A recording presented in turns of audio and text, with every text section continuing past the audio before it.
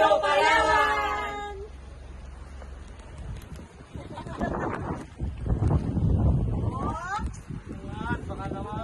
It's our last destination.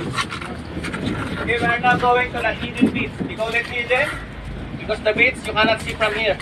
But behind of this rock, there is another rock. And behind of that another rock, there is beautiful small beach. Okay? Round the boat, we need to swim again and walk to